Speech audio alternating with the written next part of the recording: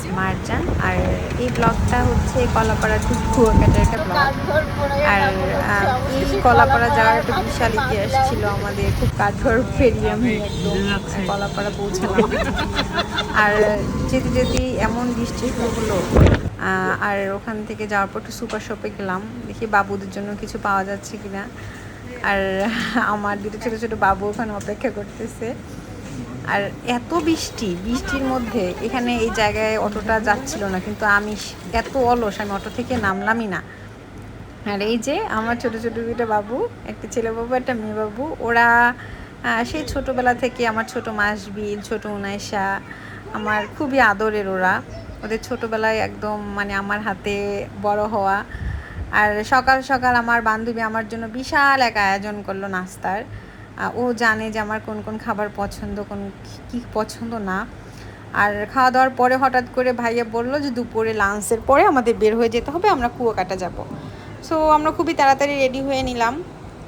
আর ও যেহেতু অনেক কিছু রান্না করেছিল আমার জন্য, তো তাড়াতাড়ি খাবারটা শেষ করে যেহেতু ভাইয়া ওয়েট করছে, আমরা বের হয়ে গেলাম।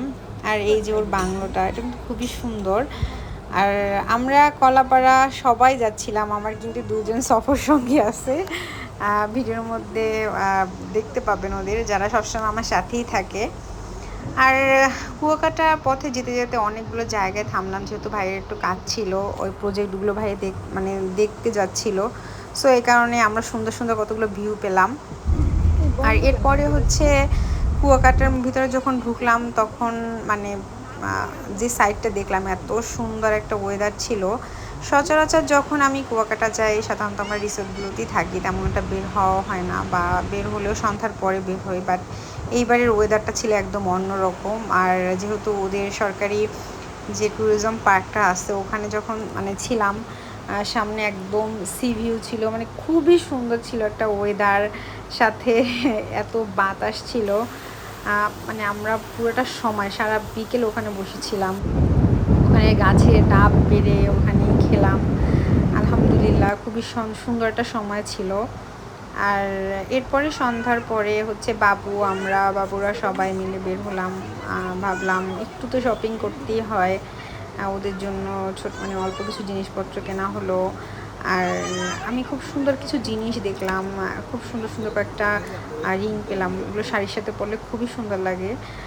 ওগুলো শেষ করে আমরা মানে ডিনার করব। এরপরে গিয়ে দেখি আমার বান্ধবী বিশাল আয়োজন করেছে, সে আমার জন্য মানে ফিশের বারবিকিউ ফ্রাই, লইট্টা ফ্রাই, অনেক কিছু করলো।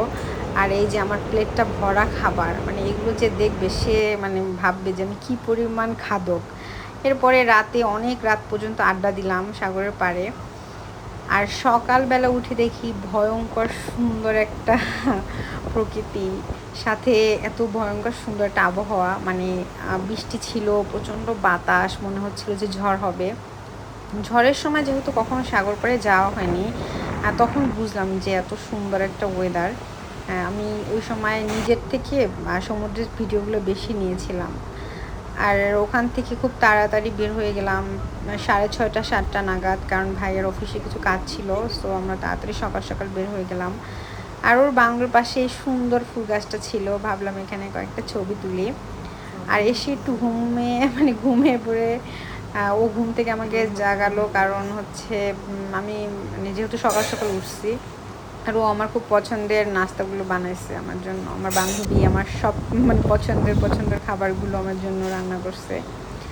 আর দুপুরবেলা আমাদের আরেকটা ফ্রেন্ড ছিল কলাপাড়ার, মেহেদি, ও যখন আসলো, আন্টি আসলো, আমরা সবাই একসাথে লাঞ্চ করলাম। কারণ মানে ভাবলাম যেহেতু আমাদের তেমনটা দেখা হবে না একসাথে, তো এই ফাঁকে একটু সবার দেখা হোক। আর আন্টি আমাদের জন্য মিষ্টি নিয়ে এসেছিল, মিষ্টি যেটা কলাপাড়া একদম মানে ফেমাস একটা মিষ্টি, জগার মিষ্টি। যারা পটুয়াখালী অঞ্চলে থাকে তারা এই মিষ্টিটা সবাই মোটামুটি নামটা জানে।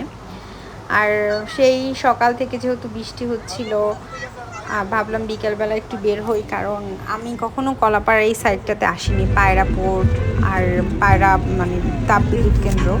সো ভাবলাম যে নিজের জায়গার আশেপাশে এত সুন্দর সুন্দর জায়গা, সো একটু ঘুরে দেখে আসি। আর যেহেতু ওয়েদারটা সুন্দর ছিল, মানে বৃষ্টি ছিল ঠিকই, বাট ওয়েদারটা না খুব মানে সুন্দর ছিল। সো এই ওয়েদারে আসলে এইসব জায়গা ঘুরতে অনেক ভালো লাগে, যেহেতু সমুদ্রের একদম তীরে জায়গাগুলো।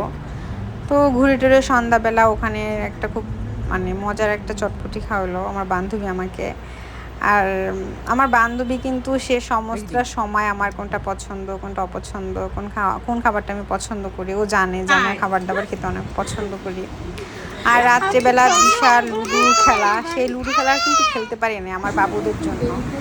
আর সেই রাত্র অনেক রাত্রে ঘুমিয়েছিলাম, 3টা না 3:30 নাগাদ। তো এরপরে সকাল সকাল যখন আমি ফিরবো, ও আমার জন্য খিচুড়ি ইলিশ মাছ ভাজি করেছিল, যেটা মানে এখনও আমার মানে বয়স দেওয়ার সময় পানি চলে এসেছে। তো যাওয়ার সময় ও মানে খুব মন খারাপ করতেছিল, কিন্তু আমি ওই সময় ওকে বুঝতে দিই না, কারণ আমিও যদি মন খারাপ করি ওই সময় তখন ওদের খারাপ লাগবে। কিন্তু বাবুদের জন্য আমার খুবই মানে কান্না পাচ্ছিল ওই সময়, বা উনাইশাকে মানে রেখে আসতেছিলাম। এরপর আসার সময় যখন গাড়িতে উঠছি তখন না নিজেকে সামলাতে পারি না, তখন একদম মানে আমার চোখ দিয়ে পানি পড়ে গেছে। আর এই যে ওরা সবসময় বিরক্ত করবে আমাকে এই সমস্ত ব্যাপারগুলোতে।